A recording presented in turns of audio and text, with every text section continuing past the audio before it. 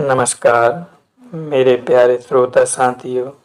मैं रवि कुमार राठौर, रात का राही, एक बार फिर आप सभी का स्वागत करता हूं। साथियों, आज फिर हम मुंशी प्रेमचंद जी की एक और अनमोल कहानी का रसास्वादन करेंगे। आज की कहानी का शीर्षक है कर्मों का फल। मुंशी प्रेमचंद जी की बहुत ही सुंदर रचना। मुझे हमेशा अनुभवों को परखने की सनक रही है और अनुभव के आधार पर कह सकता हूँ कि यह अध्ययन जितना मनोरंजक, शिक्षाप्रद और उद्घटनाओं से भरा हुआ है, उतना शायद और कोई अध्ययन ना होगा। लेकिन अपने दोस्त लाल साईं दयाल से बहुत अरसे तक दोस्ती और बेतकल्लुफी के संबंध रहने पर भी मुझे उनकी था ना मिली। मुझे ऐसे दुर्बल शरीर में ज्ञानियों की सी शांति और संतोष देखकर आश्चर्य होता है, जो एक नाजुक पौधे की तरह मुसीबतों के झोंकों में भी अचल और अटल रहता था।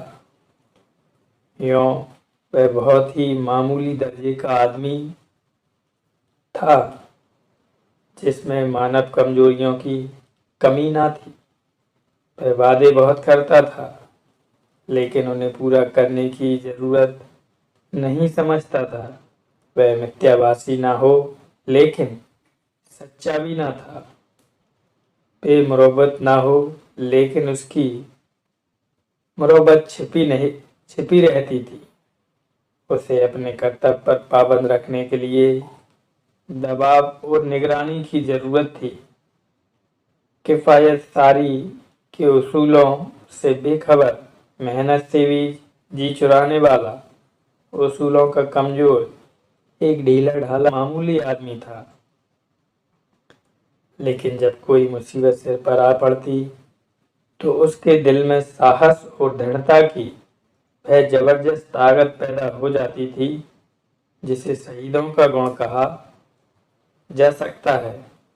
उसके पास ना दौलत थी, ना धार्मिक विश्वास, जो ईश्वर पर भरोसा करने और उसकी इच्छाओं के आगे सिर झुका देने का स्रोत है।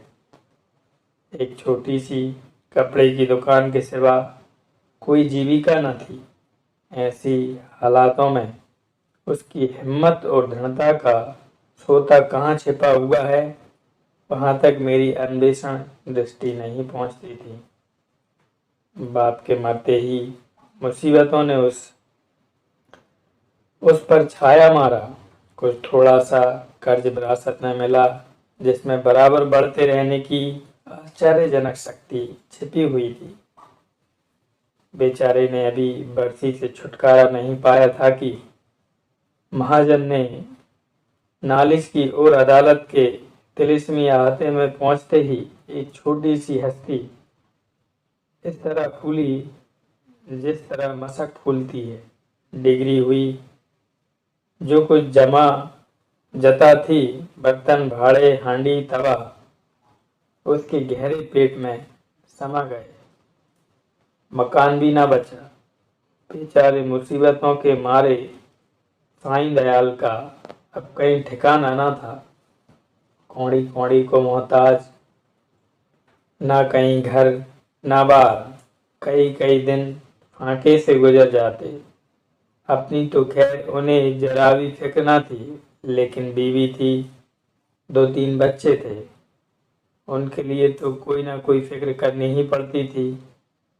कुनबे का साथ और यह बेसरो समानी बड़ा दर्दनाक दृश्य था।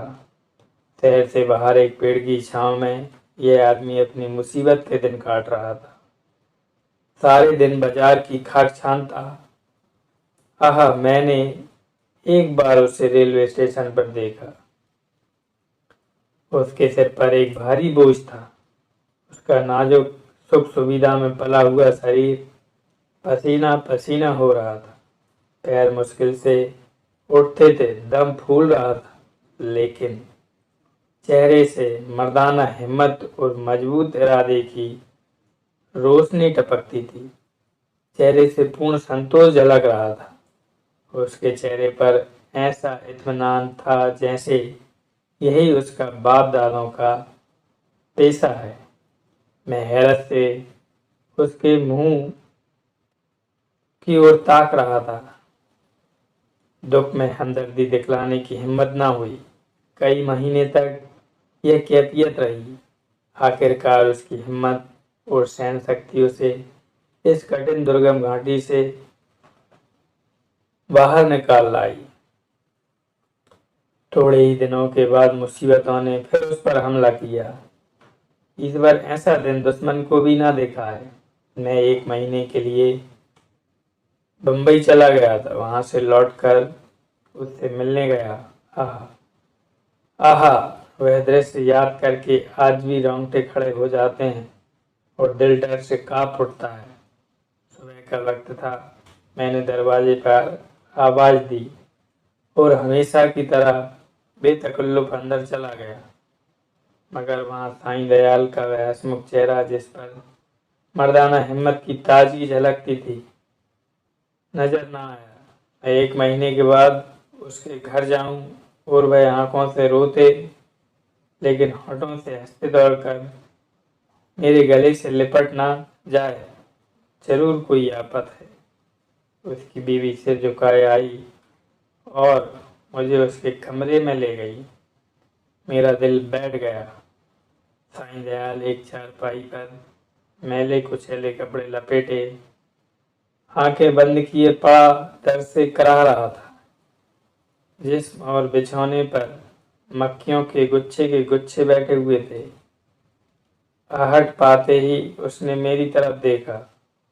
मेरे जिगर के टुकड़े हो गए। हड्डियों का ढांचा रह गया था। दुर्बलता की इससे ज्यादा सच्ची और करुण तस्वीर नहीं हो सकती। उसकी बीवी ने मेरी तरफ निराशा भरी आंखों से देखा। मेरी आंखों में भी आंसू भर आए। उस सिमटे हुए ढांचे में बीमारी को भी मुश्किल से जगह मिलती होगी। जिंदगी का क्या जिक्र। आखिर मैंने धीरे से पुकारा। आवाज सुनते ही वह बड़ी बड़ी आंखें खुल गईं, लेकिन उसमें पीड़ा और शौक के आंसू न थे। संतोष और ईश्वर पर भरोसे की रोशनी थी। और वह पीला चेहरा, वह गंभीर संतोष का मौन चित्र, वह संतोष में संकल्प की सजीव स्मृति। उसके पीलेपन में मर्दाना हिम्मत की लाली झलकती थी। मैं उसकी सूरत देखकर घबरा गया। क्या यह बुझते हुए चिराग की आखिरी झलक तो नहीं? मेरी सहमी हुई सूरत देखकर वह मुस्कुराया और बहुत धीमी आवाज में बोला, तुम ऐसे उदास क्यों हो? यह सब मेरे कर्मों का फल है। मगर कुछ अजब बदकिस्मत आदमी था। मुसीबतों को उससे खास मोहब्बत थी। किसे उम्मीद थी कि वह उस प्राण घातक रोग से मुक्ति पाएगा। डॉक्टरों ने भी जवाब दे दिया था, मौत के मुंह से निकल आया। अगर भविष्य का जरा ज्ञान होता तो सबसे पहले मैं उसे जहर दे देता। उस शोकपूर्ण घटना को याद करके कलेजा मुंह को आता है। धिक्कार है इस जिंदगी पर कि बाप अपनी आंखों से अपने इकलौते बेटे का शौक देखे। कैसा हंसमुख, कैसा खूबसूरत होना लड़का था, कैसा सुशील, कैसा मधुभाषी। जालिम मौत ने उसे छांट लिया। पहले की दुहाई मची हुई थी। शाम को गिल्टी निकली और सुबह को कैसी मनहूस अशुभ सुबह थी। वह जिंदगी सवेरे के चिराग की तरह बुझ गई। मैं उस वक्त उस बच्चे के पास बैठा हुआ था और साईं दयाल दीवार का सहारा लिए हुए खामोश आसमान की तरफ देखता था। मेरी और उसकी आंखों के सामने जालिम और बेरहम मौत ने उस बच्चे को हमारी गोद से छीन लिया। मैं रोते हुए साईं दयाल के गले में लिपट गया। सारे घर में कोहराम मचा हुआ था। बेचारी माँ पछाड़े खा रही थी। बहनें दौड़ दौड़ कर भाई की लाश से लिपटती थीं और कुछ देर के लिए ईर्ष्या ने भी संवेदना के आगे सिर झुका दिया था। मोहल्ले की औरतों को आंसू बहाने के लिए दिल पर जोर डालने की जरूरत ना थी। जब मेरे आंसू थमे तो मैंने साईं दयाल की तरफ देखा। आंखों में तो आंसू भरे हुए थे। आह, संतोष का आंखों पर कोई बस नहीं, लेकिन चेहरे पर मर्दाना दृढ़ता और समर्पण का रंग स्पष्ट था। इस दुख की बाढ़ और तूफान में भी शांति की नैया उसके दिल को डूबने से बचाए हुए थी। इस दृश्य ने मुझे चकित नहीं, स्तंभित कर दिया। संभावनाओं की सीमाएं कितनी ही व्यापक हों, ऐसी हृदय द्रावक स्थिति में होश हवास और इत्मीनान को कायम रखना उन सीमाओं से परे है। लेकिन इस दृष्टि से साईं दयाल मानव नहीं, अति मानव था। मैंने रोते हुए कहा, भाई साहब, अब संतोष की परीक्षा का अवसर है। उसने दृढ़ता से उत्तर दिया, हाँ, यह कर्मों का फल है। मैं एक बार फिर भौचक्का होकर उसका मुंह ताकने लगा। लेकिन साईं दयाल का यह तपस्वियों जैसा धैर्य और ईश्वर इच्छा पर भरोसा अपनी आंखों से देखने पर भी मेरे दिल में संदेह बाकी थे। मुमकिन है जब तक चोट ताजी है सब्र का बांध कायम रहे, लेकिन उसकी बुनियादें हिल गई हैं, उसमें दरारें पड़ गई हैं। वह अब ज्यादा देर तक दुख और शोक की लहरों का मुकाबला नहीं कर सकता। क्या संसार की कोई दुर्घटना इतनी हृदय द्रावक, इतनी निर्मम, इतनी कठोर हो सकती है? संतोष, दृढ़ता, धैर्य और ईश्वर पर भरोसा, यह सब उन आंधी के सामने घास फूस से ज्यादा नहीं। धार्मिक विश्वास हो गया, आध्यात्मिकता उसके सामने सिर झुका देती है। उसके झोंके आस्था और निष्ठा की जड़ें हिला देते हैं। लेकिन मेरा अनुमान गलत निकला। साईं दयाल ने धीरज को हाथ से न जाने दिया। वह बदस्तूर जिंदगी के कामों में लग गया। दोस्तों की मुलाकातें और नदी के किनारे की सैर और तफरीह को और मेलों की चहल पहल, इन दिलचस्पियों में उसके दिल को खींचने की ताकत अब भी बाकी थी। मैं उसकी एक एक क्रिया को, एक एक बात को गौर से देखता और पढ़ता। मैंने दोस्तों के नियम कायदों को भुलाकर उसे उस हालत में देखा जहां उसके विचारों के सिवा कोई न था। लेकिन उस हालात में भी उसके चेहरे पर वही पुरुषोचित धैर्य था और शिकवे शिकायत का एक शब्द भी उसकी जबान पर नहीं आया था। इसी बीच मेरी छोटी लड़की चंद्रमुखी निमोनिया की चपेट में आ गई और निमोनिया की भेंट चढ़ गई। दिन के धंधे में फुर्सत पाकर जब मैं घर पर आता और उसे प्यार से गोद में उठा लेता तो मेरे हृदय को जो आनंद और आत्मिक शक्ति मिलती थी उसे शब्दों में व्यक्त नहीं कर सकता। उसकी अदाएं सिर्फ दिल को लुभाने वाली नहीं, गम को भुलाने वाली हैं। जिस वक्त वह ठुमक कर मेरी गोद में आती तो मुझे तीनों लोक की संपत्ति मिल जाती थी। उसकी शरारतें कितनी मनमोहक थीं। अब हुक्के में मजा नहीं रहा, कोई चिलम को गिराने वाला नहीं, खाने में मजा नहीं आता, कोई थाली के पास बैठा हुआ उस पर हमला करने वाला नहीं। मैं उसकी लाश को गोद में लिए बिलख बिलख कर रो रहा था। यही जी चाहता था कि अपनी जिंदगी का खात्मा कर दूं।